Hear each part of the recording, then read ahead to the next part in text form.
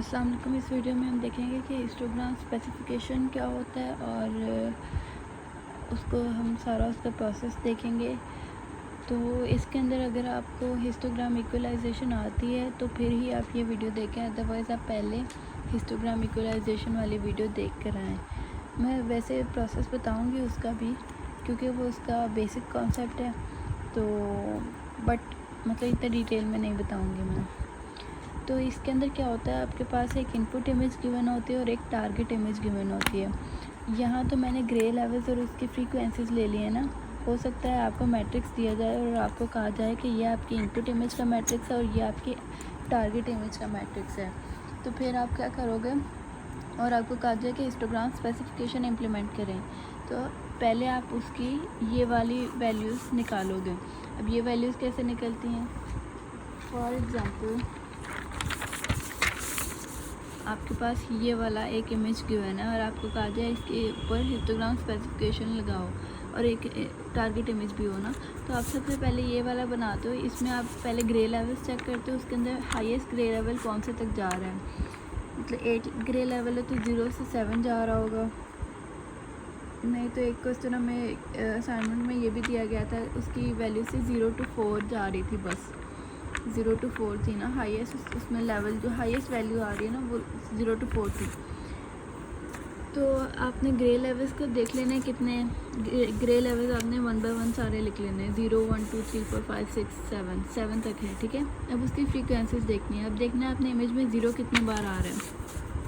इस इमेज में 0 आ रहा है 1 2 3 टाइम्स आ रहा है, तो यहाँ पर आपने 3 लिख देना है। फिर आपने देखना है 1 कितनी बार आ रहा है, फिर इसमें से 1 काउंट करने कितनी बार आ रहा है वो यहाँ लिख देना है। फिर 2 कितनी बार आ रहा है, 3 कितनी बार आ रहा है, वो इसकी फ्रीक्वेंसी होगी। तो अगर इन केस आपको मैट्रिक्स फॉर्म में इमेज दिया है और कहा जाए कि आप बनाओ, तो सबसे पहले आप उसका ये वाला ये 2 रोज़ बना लो। उसके बाद आपने इनपुट इमेज के लिए भी ये कर लेना और टारगेट इमेज के लिए भी ये कर लेना। फिर आप क्या करो कि सबसे पहले आप इनपुट इमेज पर हिस्टोग्राम इक्वलाइजेशन इम्प्लीमेंट करो, फिर आप टारगेट इमेज पर हिस्टोग्राम इक्वलाइजेशन इम्प्लीमेंट करो। कैसे करनी है थोड़ा सा मैं बता देती हूँ आपको।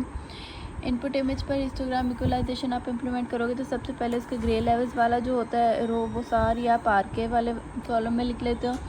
फिर आप उसका एन के वाला कॉलम फाइंड करते हो। एन के वाला कॉलम क्या होता है, सिंपली उसकी वो फ्रीक्वेंसीज मैंने ऐसे करके लिख ली हैं, ठीक है। 0 उसकी 4 टाइम आया है, 1 उसका 5 टाइम आया है, 2 उसका 3 टाइम आया है, ऐसे।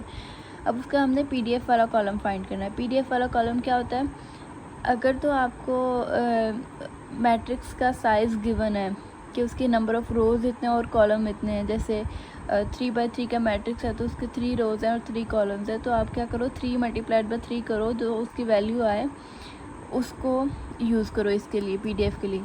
इन केस आपको वो नहीं गिवन, तो फिर आप क्या करो, ये एन के वाले जो सारे हैं ना वैल्यूज़, इन सब को सम कर लो और जो रिजल्टेंट वैल्यू आएगी, फॉर एग्जांपल यहाँ पर आपके पास आ रही है, इसको कर ही लेते हैं,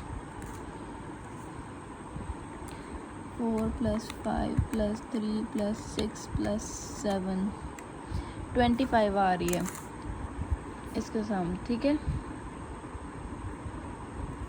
तो आप क्या करो, ये 25 मतलब हर सेल का जो वैल्यू है उसको डिवाइड कर दो 25 के साथ। 4 डिवाइडेड बाई 25 जो होगा उसका रिज़ल्ट ये है।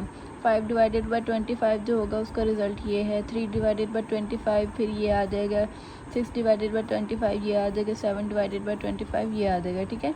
ऐसे आपने पूरा पीडीएफ कॉलम फाइंड कर लेना है ये वैल्यू को फाइंड करने के बाद, ठीक है। फिर आप आओगे सीडीएफ के ऊपर। सीडीएफ के अंदर क्या होता है, आप पहली वैल्यू वैसे की वैसे करते हो और दूसरी वैल्यू लिखने के लिए आप क्या करते हो, ये डायगनल वालों को सम कर लेते हो। इन दोनों को ऐड किया तो ये वैल्यू आ गई मेरे पास, फिर इसके डायगनल को ऐड कर लो, ये वैल्यू आ गई मेरे पास, इसके डायगनल को ऐड कर लो, ये वैल्यू आ गई, इसके डायगनल को सम किया तो ये आ गया, इसके डायगनल को सम किया तो ये आ गया। ऐसे आपने ये पूरा कॉलम फाइंड कर लेना है, ठीक हो गया। उसके बाद आप क्या करो, इसकी एक एक वैल्यू को, ये जो पहला कॉलम था ना इसकी जो मैक्सिमम वैल्यू होती है, अब ये चेंज भी हो सकती है। जैसे मैंने कहा आपको असाइनमेंट के अंदर हमें ये 0 to 4 ही गिवन थी और सारी वैल्यूज़ 0 to 4 तक के लिए हमने करनी थी कैलकुलेट। तो फिर क्या उस केस में क्या होगा, एस के को आपने 4 के साथ मल्टीप्लाई करना होगा क्योंकि उसमें हाईएस्ट वैल्यू 4 थी। तो यहाँ पर आपने क्या करना है, एस के वाले कॉलम को इसकी हाईएस्ट वैल्यू के साथ मल्टीप्लाई करना है। 7 है यहाँ पर, तो 0.16 को 7 के साथ मल्टीप्लाई किया तो ये आ गया, 0.36 को 7 के साथ किया तो ये, इसको 7 के साथ किया तो ये आया, इसको 7 के साथ मल्टीप्लाई किया तो ये आया। ऐसे आपने ये पूरा कॉलम फाइंड कर लेना है, ठीक है। फिर ये है राउंड ऑफ करना है। अब ये वैल्यू जो है मतलब राउंड ऑफ करेंगे तो 1 आएगा, ये वैल्यू राउंड ऑफ करेंगे तो ये आएगा, इसको राउंड ऑफ किया तो ये आया। तो ऐसे करके आपने इसको राउंड ऑफ करना है, ठीक है। ये पूरा राउंड ऑफ करने के बाद आप क्या करते हो, इसके अंदर अब आपके पास चॉइस होती है। पिछली वीडियो के अंदर मैंने आपको बताया था कि आप जैसे ये वैल्यू है तो इसके कॉरस्पॉन्डिंग पीडीएफ वाली वैल्यू जो भी होगी वो उठाकर आप इस कॉलम में लिख दोगे। इन केस आपके पास ये 3 3 दो सेम आ रहे हैं तो इस 3 के कॉरस्पॉन्डिंग जो वैल्यू और इस 3 के कॉरस्पॉन्डिंग जो भी वैल्यू है पीडीएफ वाले के अंदर, इन दोनों को सम करो और यहाँ पर लिख दो। 3 इस 3 की भी वही वैल्यू होगी सम वाली, और इस 3 की भी सम वाली वही वैल्यू होगी। अब मैंने क्या किया है, मैंने पीडीएफ वाले कॉलम को नहीं, मैंने एनके वाले कॉलम को काउंट कर लिया है। इस 1 के कॉरस्पॉन्डिंग एनके में कौन सी वैल्यू है 4, इस 3 के कॉरस्पॉन्डिंग कौन सी वैल्यू है 5, और इस 3 के कॉरस्पॉन्डिंग क्या है 3। तो 5 + 3 8, तो इन दोनों 3 के लिए 8 वाली वैल्यू आ गई, ठीक है। 5 के कॉरस्पॉन्डिंग एनके में क्या है 6। अच्छा, अब मैंने एनके क्यों चूज़ किया, आप पीडीएफ को करो या एनके को करो, हिस्टोग्राम जो बनेगी वो सेम शेप की बनेगी। तो ये मुझे पहले नहीं पता था, ये अभी हम एक्सपेरिमेंट कर रहे थे क्लास में करके देख रहे थे तो हमें पता चल गया था, और हमने फिर सर से ये कंफर्म किया था। सर कह रहे थे आप दोनों में से कोई भी यूज़ कर सकते हो, हिस्टोग्राम की शेप सेम आएगी। तो पॉइंट्स वालों के अंदर ज़्यादा थोड़ी कैलकुलेशन कंफ्यूजिंग हो जाती है, इसलिए आप एनके वाली यूज़ कर लो तो ईजी रह जाएगा, ठीक है। तो जैसे अब ये 7 है तो 7 के कॉरस्पॉन्डिंग क्या है, इसके अंदर 7, और इन 7 के कॉरस्पॉन्डिंग अगर कोई भी वैल्यू होती तो आप ये सारे 7 के कॉरस्पॉन्डिंग वाली वैल्यूज़ को इन सब को सम करते और जो सम आता वो इन सारे 7 के सामने लिख देते इस कॉलम के अंदर। तो इस तरह से आपने ये कॉलम इसका फाइंड कर लेना है। ये थी इनपुट इमेज के लिए। अभी सिर्फ हिस्टोग्राम इक्वलाइजेशन हुई है, ऐसे ही आप टारगेट इमेज के लिए हिस्टोग्राम इक्वलाइजेशन करोगे, लेकिन उसका जो एसके वाला जो लास्ट कॉलम है वो फाइंड नहीं करोगे, ठीक है। फिर आओगे आप, अब आ रहा है काम आपका मेजर हिस्टोग्राम स्पेसिफिकेशन वाला।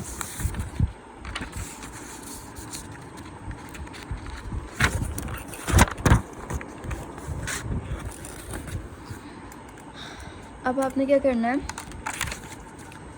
Take first and last column of histogram 2, मतलब जो टारगेट वाली इमेज थी ना उसका आपने फर्स्ट कॉलम और लास्ट कॉलम लेना है। टारगेट इमेज इसका फर्स्ट कॉलम और इसका लास्ट कॉलम राउंड ऑफ वाला है। याद रहे कि टारगेट इमेज का आपने एसके वाला कॉलम फाइंड नहीं करना है, ठीक है। तो राउंड ऑफ वाला और ये वाला कॉलम आपने उठाया और एज इट इज़ यहाँ लिख दिए हैं। ये इसका फर्स्ट कॉलम और ये इसका लास्ट कॉलम। लास्ट कॉलम को मैंने जस्ट उसकी वो नाम चेंज किया कि हिस्टोग्राम इक्वलाइज लेवल्स हैं हमारे। और ऐसे ही आपने लेने take last 2 columns of histogram 1, मतलब इनपुट इमेज के लास्ट 2 कॉलम्स लेने। लास्ट 2 कॉलम्स कौन से, एक राउंड ऑफ वाला और दूसरा एसके वाला। ये 2 कॉलम उठा के आपने एज इट इज़ यहाँ लिख लिए हैं, ठीक है।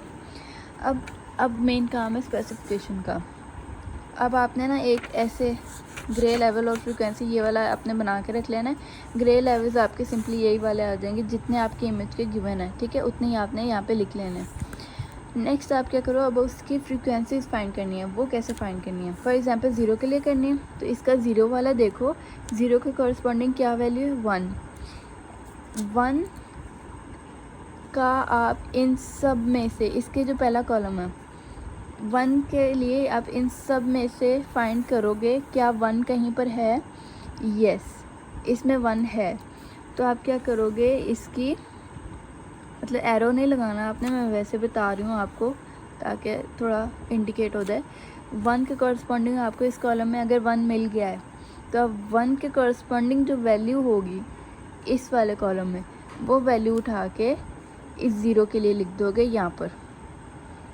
इस 0 की वैल्यू फाइंड कर रहे थे ना, इस 0 के कॉरस्पॉन्डिंग क्या वैल्यू है 1, इस 1 को इसमें फाइंड करेंगे कहीं पर 1 है। इफ़ 1 है तो उस 1 के कॉरस्पॉन्डिंग जो यहाँ वैल्यू होगी वो उठाकर आप यहाँ लिख दोगे तो हमें मिल गई 4, ठीक है। अब इस मतलब अब 1 के लिए फाइंड करनी है, तो 1 के लिए फाइंड करेंगे। 1 के कॉरस्पॉन्डिंग क्या है 3। क्या 3 इसमें कहीं पर भी है? यस। अब 3 जितनी बार मर्ज़ी हो आपको सेम वैल्यू यहाँ मिल रही होगी, क्योंकि पीछे हम इसका काम कर चुके हैं। तो इसके कॉरस्पॉन्डिंग आपको 3 मिल गई। 3 है तो 8 आ गया, यहाँ पर आ जाएगी वैल्यू 8। फिर आएगा 2। अब 2 के कॉरस्पॉन्डिंग क्या है 4, और 4 यहाँ पर आपने देखना है यहाँ कहीं पर है। इफ़ यहाँ पर आपको कॉरस्पॉन्डिंग सेम वैल्यू ना मिले तो आप क्या करो, उस जो जैसे 4 है ना, तो 4 से क्लोजेस्ट लेकिन इससे छोटी वैल्यू जो भी होगी इसके अंदर। अब यहाँ पर 4 से छोटी कौन सी वैल्यू है 3। इन केस 3 ना होती 2 होती तो आप 2 काउंट करते। 4 से सबसे छोटी वैल्यू मतलब 4 से जो छोटी वैल्यू इसके अंदर अवेलेबल हो। 4 से छोटी तो 1 भी है ना, लेकिन 1 नहीं, 4 से क्लोजेस्ट छोटी वैल्यू जो भी इसके अंदर अवेलेबल होगी आप उसकी कॉरस्पॉन्डिंग वाली वैल्यू लोगे, ठीक है। तो 4 से कॉरस्पॉन्डिंग क्या है 3, तो 3 की कॉरस्पॉन्डिंग क्या है 8, तो यहाँ पर आ गया 8। ऐसे ही आप 3 आओगे, 3 की कॉरस्पॉन्डिंग क्या है 6, तो 6 के कॉरस्पॉन्डिंग क्या है 6 के कॉरस्पॉन्डिंग यहाँ पर 6 है नहीं, तो 6 से सबसे छोटी क्लोजेस्ट छोटी वैल्यू कौन सी है 5, तो 5 के अगेंस्ट क्या वैल्यू आ गई 6, ठीक है। तो 4 आ गया, 4 के कॉरस्पॉन्डिंग क्या है 7, 7 यहाँ पर कहीं पर है, यस 7 है, तो 7 के कॉरस्पॉन्डिंग क्या वैल्यू है 7। ऐसे ही 5 के कॉरस्पॉन्डिंग क्या है 7, तो इसमें 7 है, यस 7 है, 7 के कॉरस्पॉन्डिंग क्या है 7। 6 के लिए देखेंगे, 6 के कॉरस्पॉन्डिंग क्या है 7, 7 यहाँ पर है, यस 7 है, तो 7 के कॉरस्पॉन्डिंग 7। ऐसे 7 के लिए 7 के कॉरस्पॉन्डिंग 7 है, 7 यहाँ पर कहीं 7 है, यस 7 के कॉरस्पॉन्डिंग आपको 7 मिल गया। ये है आपकी रिजल्टेंट इमेज। अब हो सकता है आपको कहा जाए कि रिजल्टेंट इमेज का आपने हिस्टोग्राम भी बनाना है, तो आप सिंपली क्या करो, यहाँ पर इसके ये ग्रे लेवल्स आएंगे और यहाँ पर इसकी फ्रीक्वेंसीज आएंगी। ये 0 है, 1 2 3 4 5 6 7, इधर भी मतलब स्केल आपने अपने अकॉर्डिंग देखना होता है कि कौन सा स्केल में लूँ तो वो सेट सही आएगा हमारी जो रिज़ल्ट्स हैं उसके ऊपर। अब इसका हिस्टोग्राम कैसे बनाना है मैं दोबारा बता देती हूँ। आई होप अब तक आपको हिस्टोग्राम तो बनाना आता होगा। ओके, फॉर एग्जांपल 0 ये यहाँ पर, क्योंकि हमारे पास 0 की वैल्यू भी है, तो 0 वाले पे हमें क्या मिल रहा है 4, तो 0 को 4 के ऊपर यहाँ पर आके आपने निशान लगा देना और ये आ गया ऐसे, ठीक है। अब 1 के ऊपर कौन सी वैल्यू मिल रही है 8, तो कुछ यहाँ पर आके, अब हिस्टोग्राम बहुत बुरा बन रहा है क्योंकि एक हाथ से बना रही हूँ। अच्छा, 2 के कॉरस्पॉन्डिंग भी आपको 8 मिल रहा है, तो कुछ यहाँ पर वैल्यू आएगी। 3 के कॉरस्पॉन्डिंग आपको 6 मिल रहा है, तो ये कुछ यहाँ पर आएगा। 4 के कॉरस्पॉन्डिंग 7 मिल रहा है, तो कुछ यहाँ आएगा। 5 के कॉरस्पॉन्डिंग 7 मिल रहा है,